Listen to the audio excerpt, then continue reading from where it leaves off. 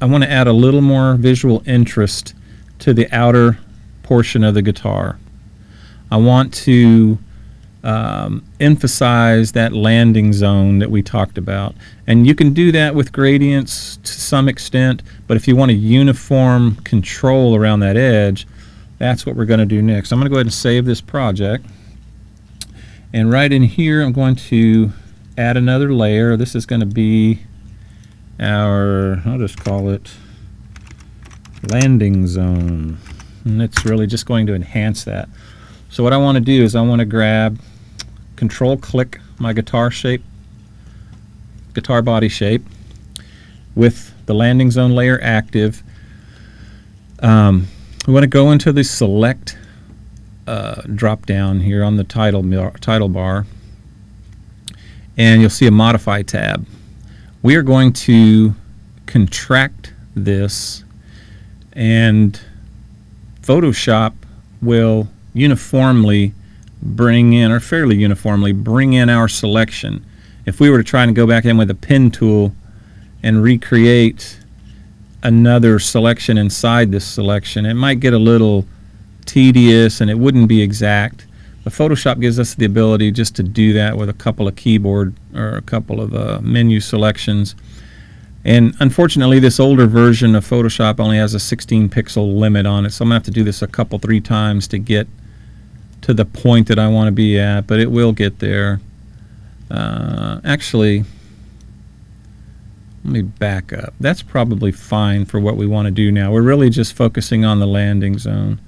And so I've got this now selected. I'm going to go in here, make sure I've got a pure black, and then I'm just going to, if I were to fill this right now, again, it would fill everything inside that selection. And I don't want to do that, obviously. I don't want any of this affected by our fill. I want to just get this area right here. But you can see there's a problem. Even if I invert this selection, which I just did, you see our marching ants are now outside there, and I fill this with black, it's going to fill everything from this line all the way out to the edge of the document.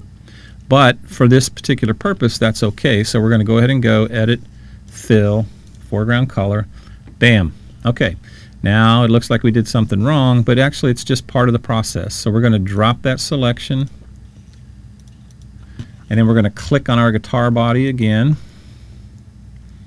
and invert it one more time, because what you see now, where we contracted our selection before, this is where we actually started. So we know that's the outer edge of the guitar. And it's not out so far that it affects our binding either, because that's outside of the body shape. So if we invert this selection one more time, Control-Shift-I, now we hit the delete key, and it's going to cut all that away, and we're left with this really cool, clean, black line that goes all the way around the guitar. You can't see it down here in the reflections, but it's there. And again, if you've got a hot spot on there, you don't necessarily want to see it. And actually, I'm going to take that lower reflection down just a touch. Okay. So now we have this. Well, it's a really harsh, solid line, and we don't want that. And remember earlier we talked about when you have a selection, I'm going to control click our guitar shape again. When you have a selection, Photoshop sees that as a boundary. So if we were to go in now and select our Gaussian blur and ramp it up a little bit, you can see that the blur is affecting our line, but only on the inside of our marquee selection. And that's exactly what we want. We want to be able to blur that, and I don't need it quite that blurry. That looks pretty good, because we're going to bring its intensity way down. We want it to look like it would look in the real world. So we're going to drop our selection there. And then, with that still active, I'm going to go up to my transparency, and I'm going to bring that down, way down. So now if I turn this layer on and off, you can see there's not much going on, but there's something going on there that defines it, that gives it that extra level of believability. But here's a problem. Like we talked about before, these pixels along here, or the actual carve of this guitar, go right down to the binding level. Well, obviously there's no landing zone there, so we don't really want those in there. So I'm going to go ahead and zoom in, and I'm going to grab my eraser tool, bring up its options, and make sure it has a soft edge on it, and that's cool. The dimensions are nice. And I'm just going to, on my landing zone layer, I'm just going to click right about there and erase those pixels, because we don't really need them there. I'm going to start about the same point here and come all the way back across there and just get rid of all of those. So now when I turn that layer, and I'm going to bump its transparency back up, you can see what I'm talking about. It's there, but it only goes up to this point and that point on around the guitar. This is just a little different structure of the guitar. You wouldn't have that there. And that might only affect this one particular guitar in that way, but again, I just bring it up to show you, if you're aware of situations like that as you're creating these lighting effects, it really makes a difference in the believability of the effects you're going for. Alright, I'm liking that, so I'm going to go ahead and save it. Now, what we want to do is we want to really take this up to the next level. So what we want to do is we want to add a book-matched quilted maple top. So I have a file in here somewhere. Just need to remember where it is. That's it right there, I believe. Okay. And this is just a photograph that I took. This is the actual quilted maple that I'm using for the prototype of this guitar. It's a pretty nice piece of maple, so it is certainly good enough for our purposes. One of the tools we didn't talk about is the crop tool. Don't use it very often for this kind of stuff, but we're going to use it here today. And I'm just going to reach outside this chunk of maple here, and you see you get a little bounding box with the crawling marching ants around it. And at this point, if you just hit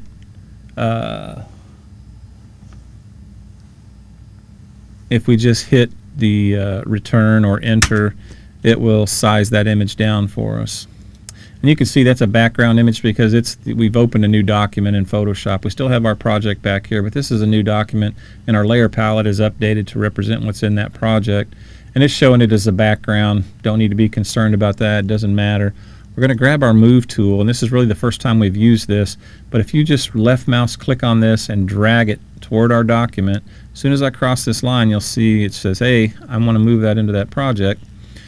And now we have this layer in our project. And it's not quite where we want it to be. I'm going to turn our reflections off just so we don't have to look at them while we're doing this. It's not quite where we want it to be. We need to do a little work to this. Photoshop has, let me see here, rulers show grid is what I want. And what I want to do is I want to rotate this piece till I know I can get it horizontal. Now with that layer selection, you can do what they call a free transform, which is Control-T, and you'll get a bounding box around it. And if I grab any one of these handles and push and pull on it, it will size it.